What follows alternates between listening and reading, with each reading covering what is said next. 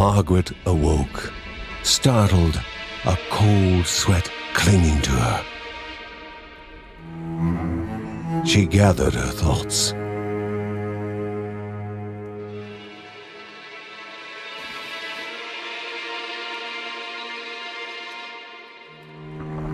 Aged wood creaked, echoing through the quiet rooms.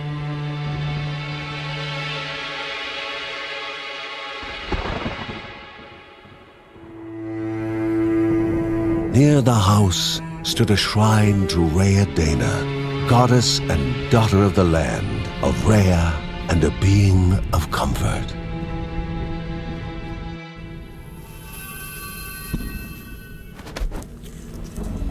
Margaret sought answers. But the goddess did not speak. There was only the faint whisper of something dark, something hungry.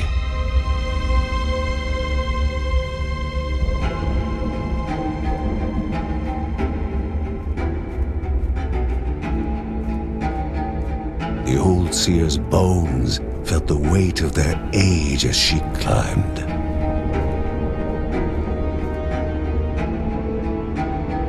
The only thought on her mind, has it begun again?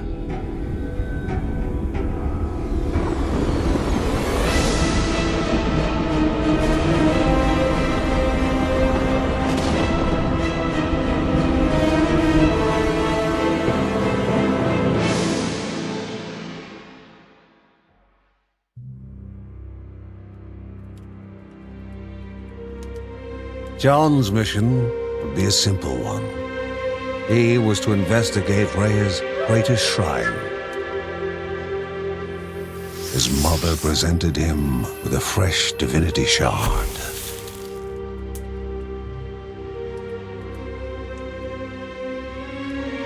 From his brother came a newly sharpened sword.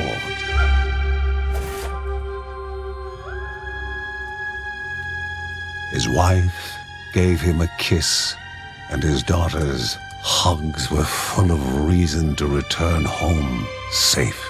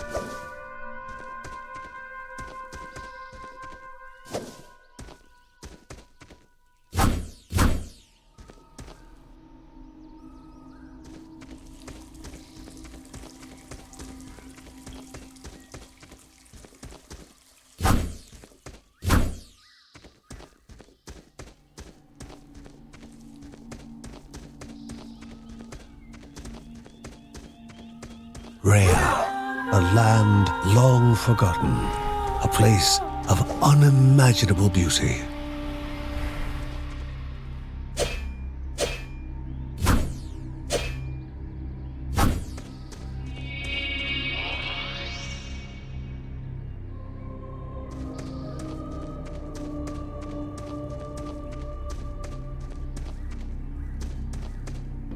It first appeared as sludge given life, slithering creatures, small and vile.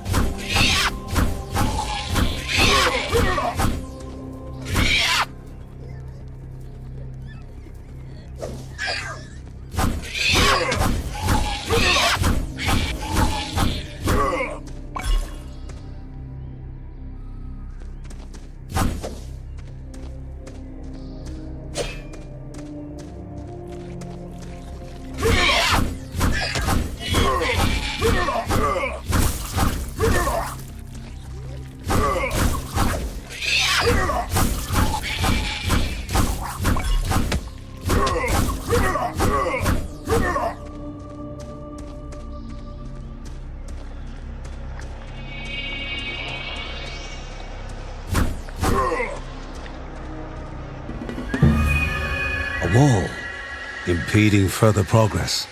A battle was certain.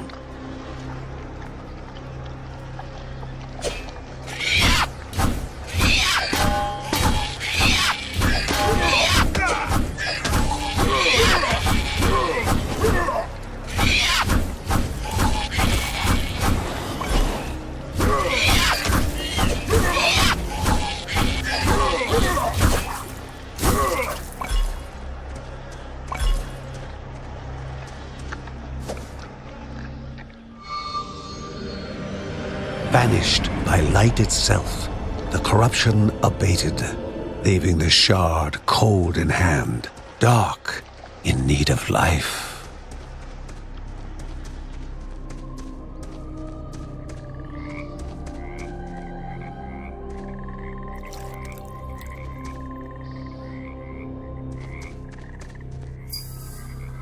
The shard grew warm, humming softly from the harnessed energy.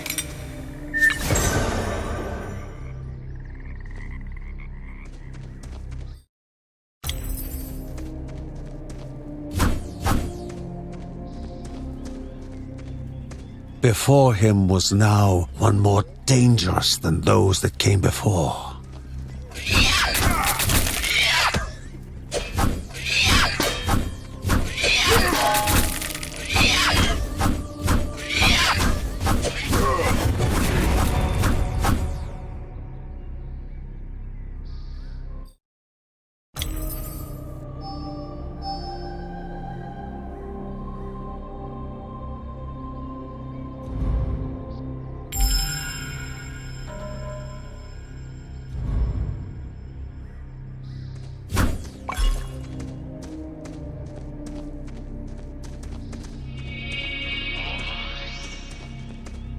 Goblins, a familiar threat, albeit farther out than usual.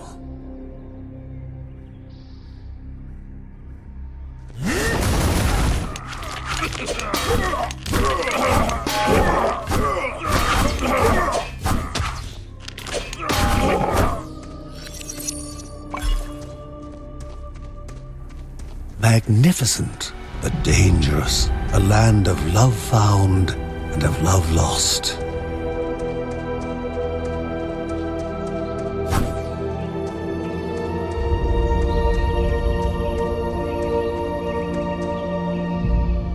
Before him was sacred ground, left untouched in days gone by. Remaining calm and collected, the shock of his heart-skipping beats was concealed in expert fashion.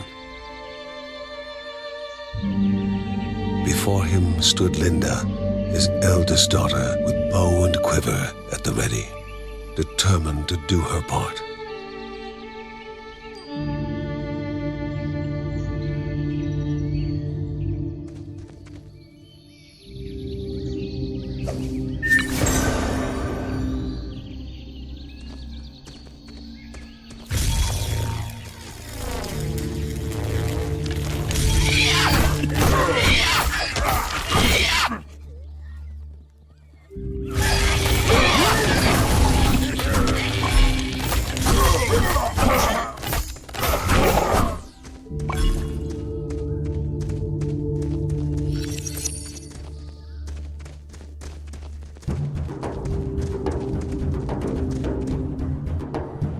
Before the Guardians were not beasts feeding, but monsters consuming. destroying others. They corrupted and distorted, creating even more hungry husks.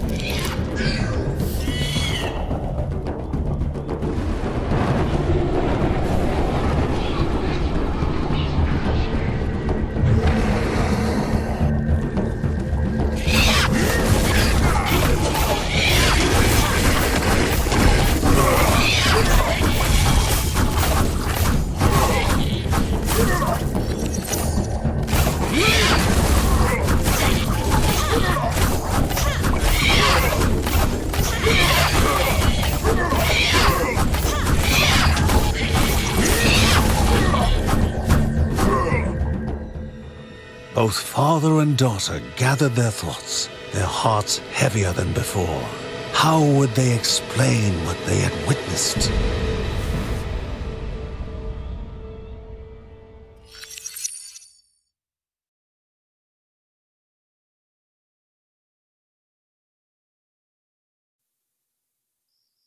The ancient tree had been cut down. Together, father and daughter described the horror, the creatures dripping with decay that slithered into bodies stuck between life and death to bolster their ranks. Grandma Margaret confirmed what they all feared. It was the corruption, a cruel entity spoken of only with hushed voices, an ocean of darkness that flowed from the top of Mount Morta. And the Bergsons' duty was to stand against this devouring deluge of death. Kevin was also eager to do his part in the family's fight, especially when his older brother Mark was off somewhere. He was as much a guardian of their mountain home as any of them. She stood. If they were to reach the summit and destroy this evil, as the Bergsons of old had done in the past, they would need the assistance of the sanctuary.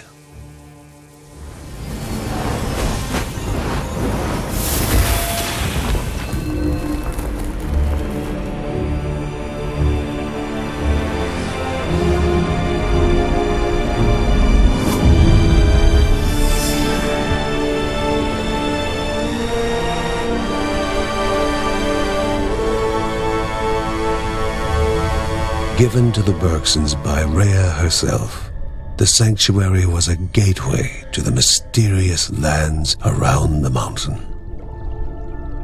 Margaret pointed to the huge crystal at the center of the den, revealing their next task: to activate it and open the way to the source of the corruption. And once Rhea's 3 spirits are gathered on the grounds, the only gate to the top of Mount Morta will open in this chamber. By himself, or with the assistance of those who loved him, John needed to gather the 3 spirits from their lands. Without them, he would not be able to stem the flow of the corruption.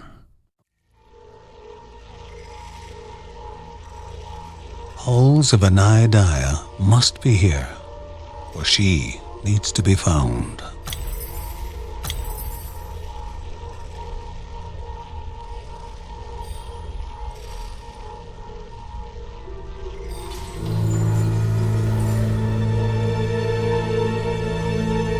A celestial shard chipped directly from the ancient crystal in the sanctuary.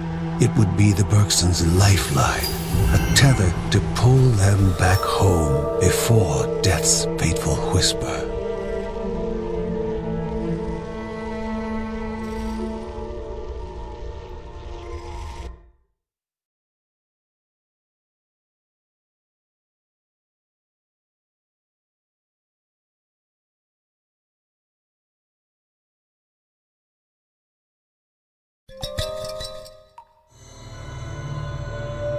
Filling the winding tunnels of the silk-covered caves, the acrid taste of poison lingered in the air. Spiders. Linda told herself it was only target practice. As she readied her bow, they must find the spirit deep within the caves.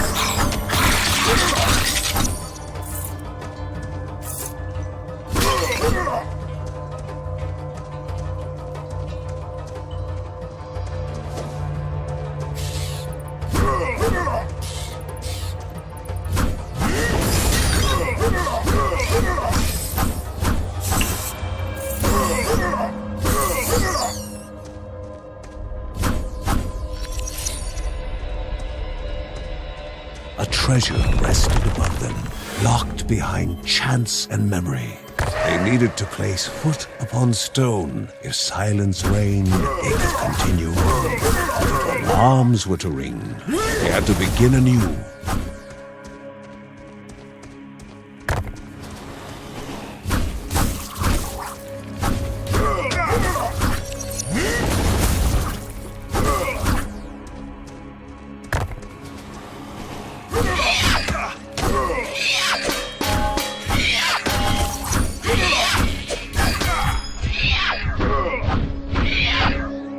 The Bergson began to slip away, wondering if this was death.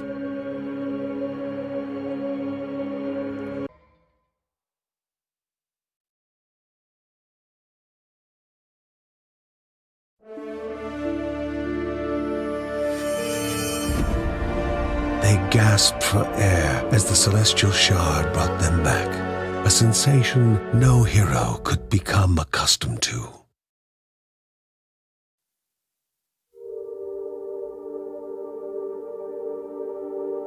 As she heard John and Linda describe their foray, thoughts rushed through Margaret's head. The corruption had amplified the creature's wickedness, and no longer were they part of the harmony of the Rhea. With the new threats looming, Margaret asked Ben to prepare his workshop. He would have to take charge of enhancing the warrior family's weapons and armor.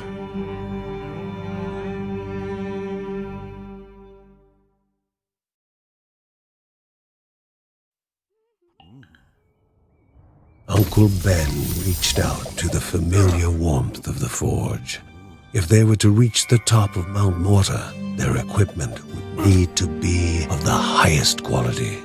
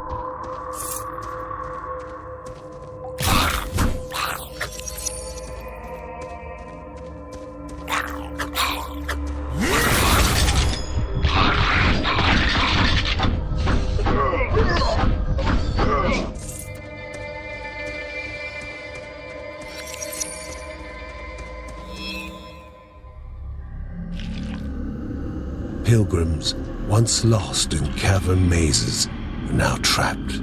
Their poor families forever looking forward to a return that will never happen.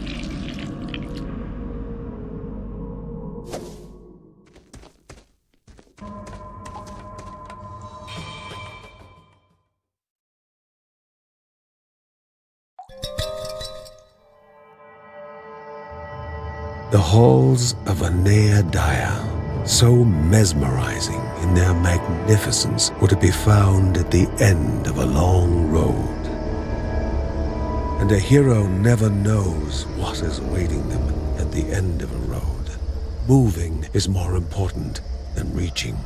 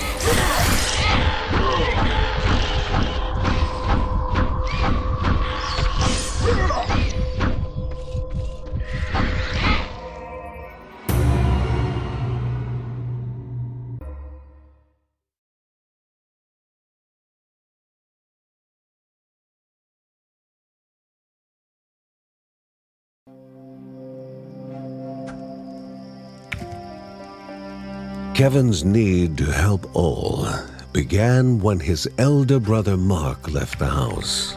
His brother was strong, making any near him feel safe. But he left Kevin.